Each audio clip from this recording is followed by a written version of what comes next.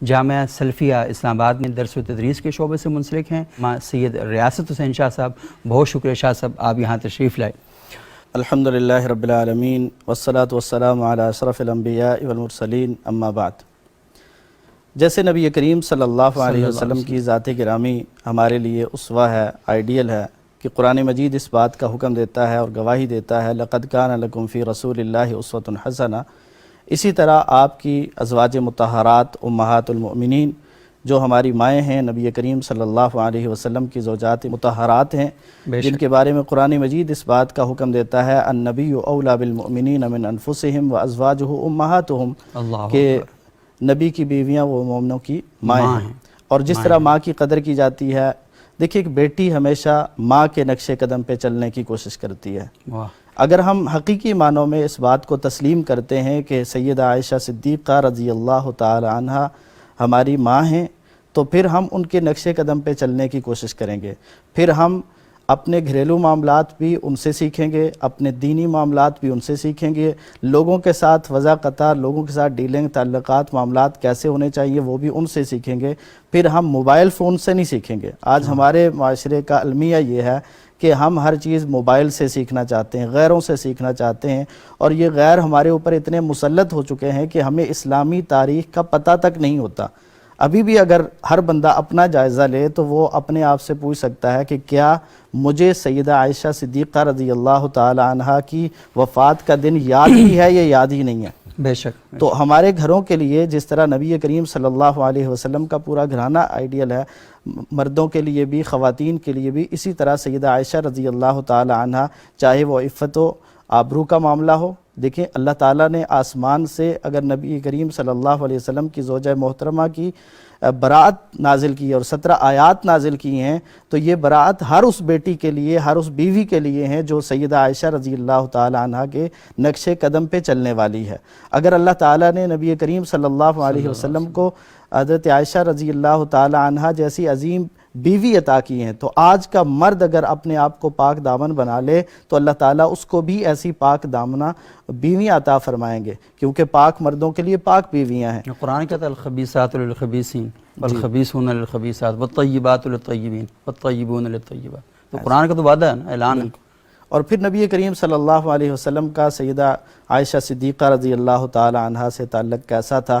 آپ فرماتے ہیں خیرکم خیرکم لأہلی، لوگوں تم میں سے بہترین آدمی وہ ہے جو اپنے گھر والوں کے ساتھ اچھا ہے. وَأَنَا خَيْرُكُمْ لِأَهْلِي، اور فرمایا کہ میں تم میں سب سے زیادہ اپنے گھر والوں کے ساتھ اچھا ہوں.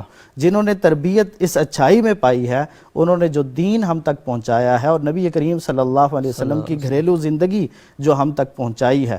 دیکھیں آج ہم میں سے ایک حقیر سا انسان بھی، مجھ جیسا کمزور ترین انسان جس کے پاس نہ ایمان ہے، نہ عمل ہے، نہ کوئی کردار ہے، وہ بھی یہ خواہش کرتا ہے کاش میں اللہ کے رسول کی زندگی میں ہوتا، میں آپ کی خدمت کرتا، میں آپ کے کام آتا، میں آپ سے باتیں سنتا، میں آپ سے بات کرتا. یعنی ہماری یہ خواہشات ہیں. اللہ تعالیٰ جنت میں ہمیں یہ عطا فرمائے. لیکن دنیا میں ذالک فضل اللہ یؤتیہ من یشاء، اللہ تعالیٰ نے جس کو اس قابل سمجھا اس کو یہ فضل عطا فرما دیا. تو وہ عائشہ صدیقہ رضی اللہ تعالی عنہا جو نبی کی وہ بیوی ہیں کہ جن کے بستر میں اللہ کی طرف سے وحی نازل ہوا کرتی تھی. اور یہ حضرت عائشہ رضی اللہ تعالی عنہ کی خصوصیت ہے کہ جب آپ ان کے بستر میں ہوتے تھے تو وحی آتی تھی، کسی اور کے بستر میں ہوتے تو وحی نہیں آتی تھی، یعنی فرشتے. اور پھر حضرت جبرائیل علیہ السلام سیدہ عائشہ رضی اللہ تعالی عنہا کے لیے سلام بھیجتے ہیں نبی کریم صلی اللہ علیہ وسلم کے ذریعے سے. اور پھر دیکھیں ہمارے گھروں میں جب رشتہ طے ہوتا ہے نا تو رشتہ بہن بیٹی کا رشتہ طے کرنے والا کون ہوتا ہے؟ یا اس کا والد ہوتا ہے، یا اس کا بھائی ہوتا ہے، یا اس کا چچا ہوتا ہے، اس کا تایا ہوتا ہے، ماموں ہوتا ہے، رشتہ دار ہوتے ہیں. لیکن سیدہ عائشہ رضی اللہ تعالی عنہ وہ ہیں کہ جن کا رشتہ نبی کریم صلی اللہ علیہ وسلم کے ساتھ ان کے والد نے، ان کے بھائی نے، ان کی والدہ نے طے نہیں کیا، بلکہ اللہ رب العالمین نے عرش سے طے کر کے بھیجا ہے. اور سیدنا جبرائیل علیہ السلام کو بھیجا اور وہ ایک ریشمی رومال میں ایک تصویر لپیٹ کر لائے اور آپ صلی اللہ علیہ وسلم کو دکھا کر فرمایا کہ یہ دنیا میں بھی آپ کی بیوی ہیں اور آخرت میں بھی آپ کی بیوی ہیں.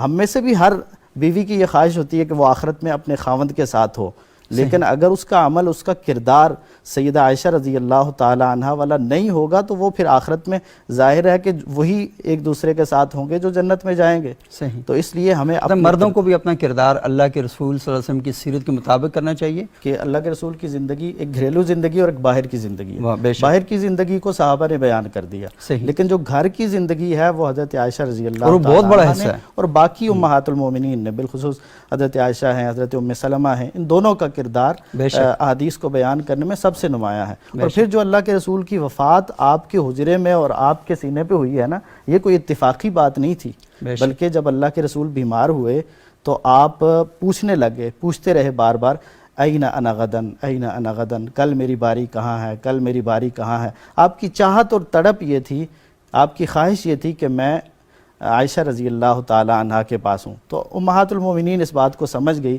اور انہوں نے اجازت دے دی کہ آپ وہاں جا کے رہیں، حضرت عائشہ کے گھر میں ہی رہیں. اور پھر حضرت عائشہ کا اس وقت بھی مقام اور مرتبہ اللہ کے رسول کے ہاں بھی اور صحابہ کے ہاں بھی ایسا تھا کہ جب کوئی تحفہ طائف بھیجتا نا، کھانا بھیجا، کوئی ایسی چیزیں بھیجی، تو اس چیز کا انتظار کیا کرتے تھے کہ اس دن بھیجیں جس دن حضرت عائشہ کی باری ہے. رضی اللہ تعالی عنہ کی زندگی سے جو بنیادی دو پہلو جن کا بار بار ہم ذکر کر رہے ہیں، ایک علم کا پہلو اور دوسرا تربیت کا پہلو.